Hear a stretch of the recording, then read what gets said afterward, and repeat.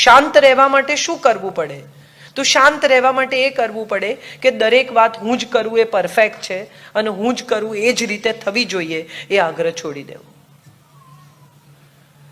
નવી આવેલી છોકરી જો કોઈક રીતે કરતી હોય તો એ જુદી રીતે કરે છે, એકવાર જોઈ તો લો એ શું કરે છે. મોટા ભાગના ઘરોમાં સાસુ એમ કે ટિંડોળા ગોળ નહીં સમારવાના. હવે ગોળ સમારો કે ઊભા સમારો, પેટમાં જ જવાના છે.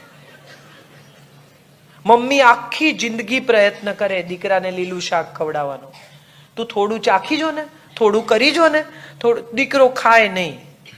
પછી પત્ની આવે, એ સવારે લીલું શાક કઈ સમારતી હોય એટલે મમ્મી કહે કે નહીં ખાય. પણ પેલો નાહી ધોઈને આવે, ટેબલ પર બેસે, ગરમ ગરમ રોટલી સાથે ખાઈ જાય ગપા ગપ. અને પછી એ જ્યારે જાય ત્યારે મમ્મીને ગુસ્સો એ વાતનો આવે કે મારા કીધે ના ખાધું, આના કીધે ખાધું.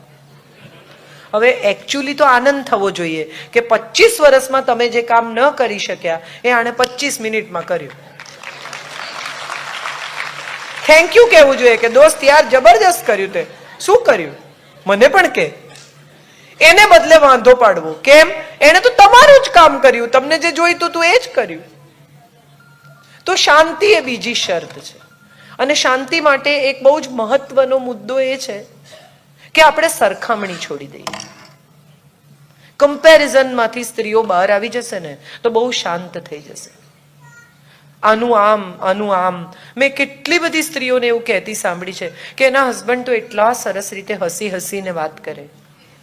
એ તમારી સાથે હસી હસીને વાત કરે છે. એને ઘેર જાઓ,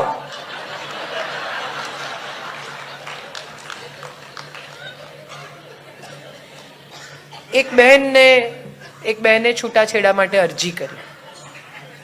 પછી સાયકેટ્રિસ્ટે એમના 2 જણાને બેસાડીને કાઉન્સિલિંગ કર્યું, વાત કરી. એટલે પત્નીને પૂછ્યું કે ભાઈ તને વાંધો શું છે? તો કે આ મારો વર યાર ઘરમાં બિલકુલ મદદ કરતો નથી, બધી જવાબદારી મારી. વિદેશની વાત છે કે મારી બધી જવાબદારી, વાસણ મારે કરવાના, આ મારે, મારાથી નથી થતું, હવે બસ મારે નથી રહેવું એની સાથે. એટલે સાયકેટ્રિસ્ટે પતિને બોલાવીને કહ્યું, કાઉન્સિલર, મેરેજ કાઉન્સિલરે, કે થોડીક મદદ કરો ને યાર, સીધી વાત છે, આટલું કરો તો શું પ્રોબ્લેમ છે? પતિને બી વિચાર આવ્યો કે વાત તો સાચી છે. ઘરે પહોંચી ગયા વહેલા 4 વાગ્યામાં, જઈને બધું સાફસૂફ કરી નાખ્યું, વાસણ કરી નાખ્યા, રસોઈ થોડી કરીને મૂકી દીધી, વાઇન સરસ રીતે પોર કરીને ગ્લાસ ગોઠવ્યા. પત્ની આવી, એણે બધું જોયું અને એકદમ પતિને ભેટીને રડવા લાગી. તો પતિએ કહ્યું કેમ, શું થયું? તો કે તમે તો સાચે છૂટાછેડા લેવાની તૈયારી કરવા માંડી. નહોતા કરતા તો વાંધો હતો, કરે છે તોય વાંધો છે. બહુ જ સુંદર કથા છે એક મારો અસબાબ કરીને.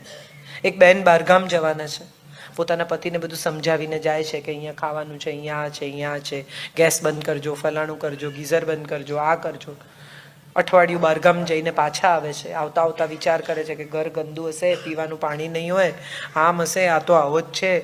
પાછા આવે છે અને જુએ છે કે ઘર ચોખ્ખું છે. બાઈને બોલાવીને નાસ્તો બનાવડાવી રાખ્યો છે, પાણી ભર્યું છે, કપડાં ધોઈને સરસ વાળીને મૂકી દીધા છે, ચાદરો બદલી નાખી છે. અને બહુ સરસ લાઈન લેખિકાએ લખી છે કે મને એવું લાગ્યું કે મારો અસબાબ લૂંટાઈ ગયો.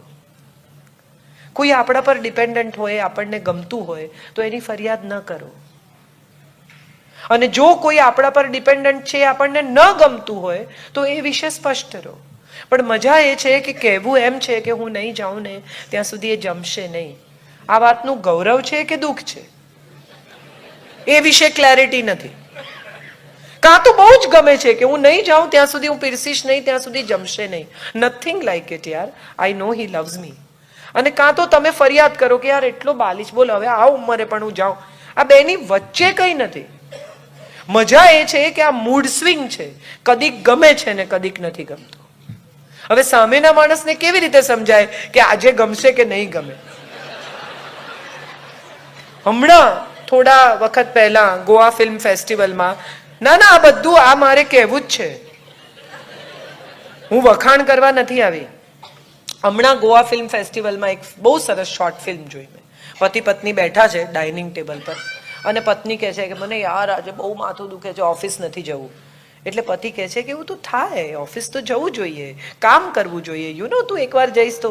એટલે પત્ની ગુસ્સે થઈ જાય છે અને એને કહે છે all I need is a હગ and a little pampering. આટલું ભાષણ શું કરે છે? એટલે પેલો કહે છે અચ્છા ઓકે. પછી તરત નેક્સ્ટ થોડા વખત પછી ફરી એક દિવસ પત્ની કહે છે કે મને માથું દુખે છે. એટલે પતિ આમ આવીને વાલ કરે કે આગો રે, માથું દુખવાની ગોળીને એક ગ્લાસ પાણી લાવ. ઓકે, હવે એ સમજી ગયો કે આ આમ છે. પછી પાછું થોડા દિવસ રહીને કહે છે કે આઈ એમ નોટ ગુડ, મને માથું દુખે છે. એટલે પતિ એક હાથમાં માથું દુખવાની ગોળી, પાણી અને આમ હગ લઈને ઊભો રહ્યો કે આ ત્રણમાંથી શું જોઈએ છે. એટલે પત્ની એની સામે જોયો ને કહ્યું કે જો એટલું પણ ના સમજાતું હોય ને તો તારી જોડે રહેવું નકામું છે.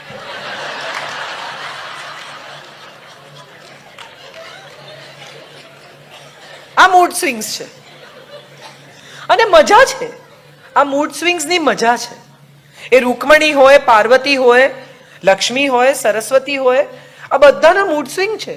પાર્વતી ભીલ થઈને જાય છે પોતાના પતિને રીઝવવા માટે કે મહાદેવ પલળે છે કે નહીં સ્ત્રીને જોઈને. એ પણ પરીક્ષા કરે છે પતિની. આ મૂડ સ્વિંગ્સ નો વિરોધ કરવાને બદલે પ્રોબેબલી આ સ્વિંગ સાથે આપણે સ્વિંગ કરવાનું શીખી જઈએ. આ મૂડ સ્વિંગ્સને કંટ્રોલ કરવાને બદલે આ મૂડ સ્વિંગ્સને સમજી લઈએ અને ઘરના લોકોને કહી દઈએ કે આજે મારું નથી મગજ ઠેકાણે, મારાથી જરા દૂર જ રહેજો. કહી શકાય, એમાં કઈ ખોટું નથી. આપણો ક્રોધ આપણને સમજાઈ જાય ને એનાથી ઉત્તમ બીજી કોઈ સ્થિતિ જ નથી. જેને પોતાની નબળાઈ સમજાઈ જાય ને એ માણસ આ જગતનો સુખીમાં સુખી માણસ છે. તમારા ગુણ તમને સમજાય કે નહીં, તમારો પ્રોબ્લેમ તમને સમજાઈ જવો જોઈએ. એટલે શાંતિ માટે એ પણ જરૂરી છે કે તમારા મૂડ સ્વિંગ્સ તમે ઓળખી જાઓ, તમે શાંત થઈ જાઓ, સામેના માણસ પાસેથી વધુ પડતી અપેક્ષાઓ રાખવાનું ઓછું કરી નાખો. કેટલી બધી સ્ત્રીઓ મને એવું કહેતી મળી છે કે એમને તો ડેટ જ અમારી એનિવર્સરીની યાદ નથી રહેતી. વેરી ગુડ, મારા વરને નથી રહેતી. મેં એવું નક્કી કર્યું છે કે એને આગલે દિવસે કહી દેવાનું કે કાલે આપણી એનિવર્સરી છે. સરળ રસ્તો છે. તમે આખો દિવસ રાહ જુઓ કે એને યાદ રહે છે કે નહીં અને પછી રાતે 10 વાગે ઝઘડો માંડો કે મને ખબર જ હતી કે તને યાદ તો ગઈકાલે કહેવું જોઈએ. તને જો ખબર જ હતી તો. હમણાં આ વર્ષે મારા લગ્નને 25 વર્ષ પૂરા થયા એટલે મેં એને કહ્યું, મેં કીધું ગિફ્ટ લઈ આવજે.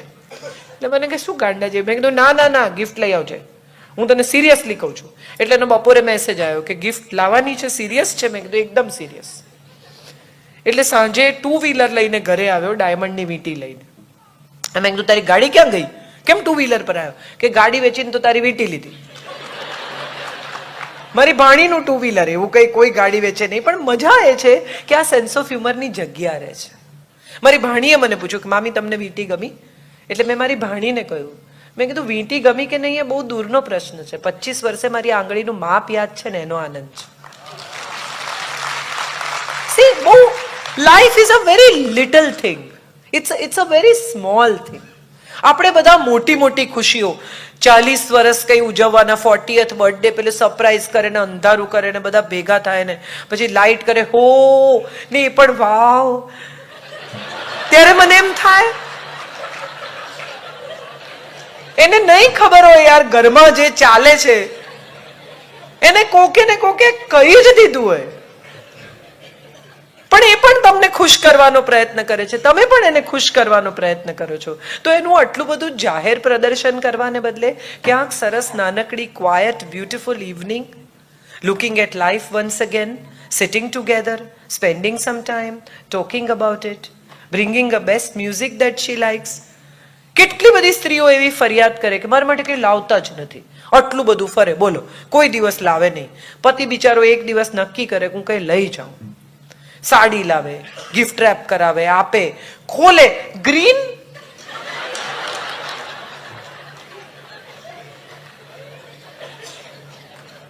કોઈ લાવ્યું છે. તમે એ વસ્તુનો કેમ આદર નથી કરી શકતા? શાંતિ માટે આ બધું જરૂરી છે. સ્વીકાર, પરમ સ્વીકાર. If you want to be peaceful, learn to accept. If you want to be happy, learn to accept. If you want to be absolute peaceful with yourself, accept what is happening around you. Accept people the way they are. વિવાહ થાય ને નવા નવા તો એકબીજાને બદલવાની પ્રક્રિયા ચાલે. તું આવા તેલ વાળા વાળ લઈને ના આવ એટલે પેલી સવારે બિચારી ધુએ. પત્ની જે થનારી હોય પતિને કે આવા ટાઈટ બ્લાઉઝ જેવા શર્ટ ના પહેરો, આવી ફેશન નથી. એટલે પતિ બિચારા બધા ટાઈટ શર્ટ કાઢ નાખે, લૂઝ શર્ટ પહેરતા થાય. આવી રીતે ચા રકાબીમાં કાઢીને ના પીવો સબડકા બોલાવીને, એ બિચારા છોડી દે. તું આવી રીતે હાથથી દાળ ભાત ના ખા, એ છોડી દે. અને 5 વર્ષ પછી પહેલી ફરિયાદ શું કરે? તમે બહુ બદલાઈ ગયા. આપણે બદલ્યા. કેમ જે છે એવા આપણે ચાહી નથી શકતા માણસો? કેમ દરેક વ્યક્તિ વિશે આપણને ફરિયાદ છે?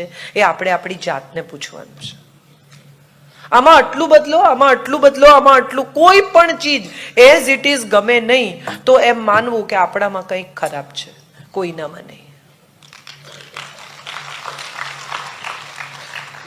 અને બહુ નાની પણ બહુ મહત્વની વાત એ છે કે મોટા ભાગની સ્ત્રીઓને ક્રોધ આવે ને ત્યારે જીભ પર કંટ્રોલ નથી રહેતો. ક્રોધમાં શું કહેવું અને શું ન કહેવું એની ચોઈસ નથી રહેતી.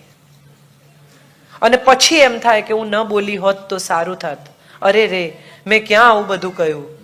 એને બદલે એક ક્ષણ જાતને આપવી અને પૂછવું કે આ જે હું કહેવા જઈ રહી છું એ કહેવું જોઈએ કે ન કહેવું જોઈએ. અને જો ન કહેવું જોઈએ તો ન કહેવું. દરેક માણસમાં એટલી ઇન્ટેલિજન્સ હોય જ છે કે એને સમજાય કે કશું ખોટું થયું છે. સાઉથ ઇન્ડિયન પિક્ચરની જેમ 3 તમાચા મારીને હમણાં જ સમજાવવાની જરૂર નથી. એને પણ સમય આપો. સામેનો માણસ પણ સમજતો હોય છે. થોડો સમય આપો. કોઈ પણ પરિસ્થિતિને, 2 લોકોને તમે વિચાર કરો, આ હાડકાનું, હું તો તમને સાદો દાખલો, પ્લાસ્ટર કરે, હાડકું તૂટે તો શું કરે? પ્લાસ્ટર કરે. કેમ? જોડીને. એઝ ઇટ ઇઝ રહેવા દે થોડા દિવસ, તો ધીમે ધીમે હાડકું સંધાય. સંબંધમાં પણ તિરાડ પડે ને તો શાંતિનું પ્લાસ્ટર કરી દેવાનું, એની મેળે એ સંધાઈ જાય.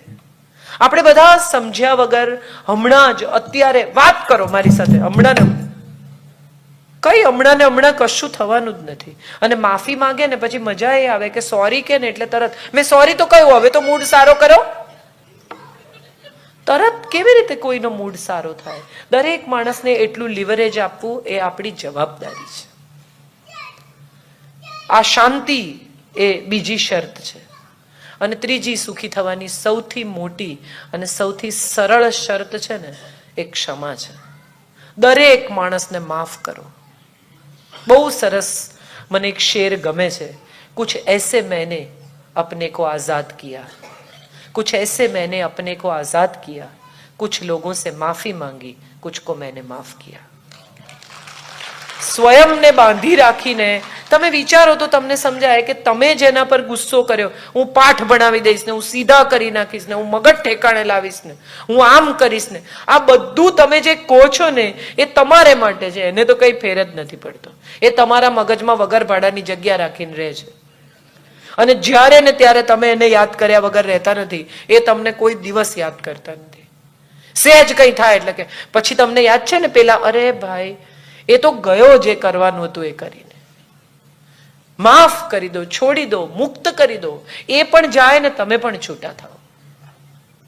એક પતિને કોઈ ગર્લફ્રેન્ડ હતી, બેનપણી હતી, પરણ્યા પછી હતી.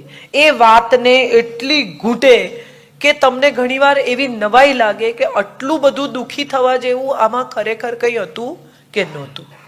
અને જો હતું, ખરેખર તમને એની સામે વિરોધ છે તો મૂકી દો ઘર બેગ ભરીને. ત્યાં જ રહેવું છે, એ જ જગ્યાએ એની સાથે જ જીવવું છે, અને છતાંય હૃદયમાં આ દુઃખ સંગ્રહી રાખવું છે. આ બંને ભેગું નહીં બને.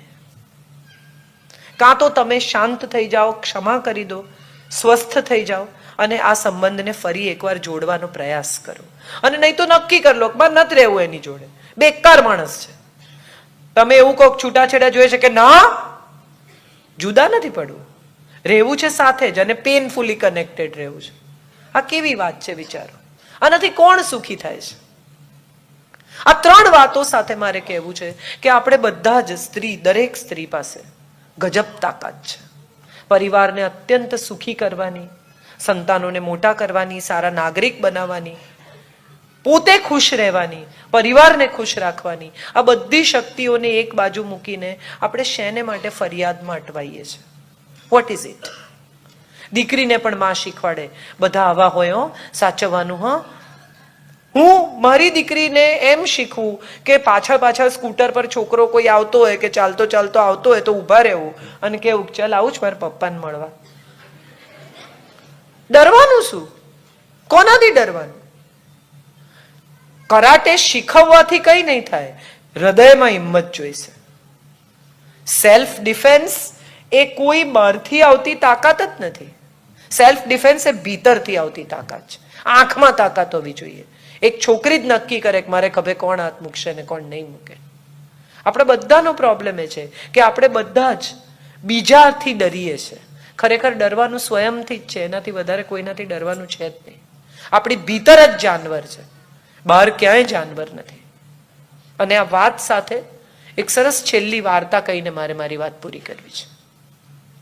ભગવાન બુદ્ધ જ્યારે પોતાને ઘેર પાછા જાય છે કપિલવસ્તુ, ત્યારે પોતાના 2 શિષ્યોને લઈને જાય છે. યશોધરાને મળવા જાય છે. શિષ્યોને કહ્યું છે કે મને મારે, કદાચ રડે, ગુસ્સો કરે, તમે કંઈ નહીં કરતા, તમે ઊભા રહેજો. કારણ કે હું એને મૂકીને ભાગી ગયેલો, એને અધિકાર છે મારા પર ગુસ્સે થવાનો, મને મારવાનો, જે બી મને ખરાબ ખરાબ શબ્દો કહેવાનો. જાય છે, જઈને જુએ છે તો રાજમહેલનો આ ઓરડો સાવ જુદો છે.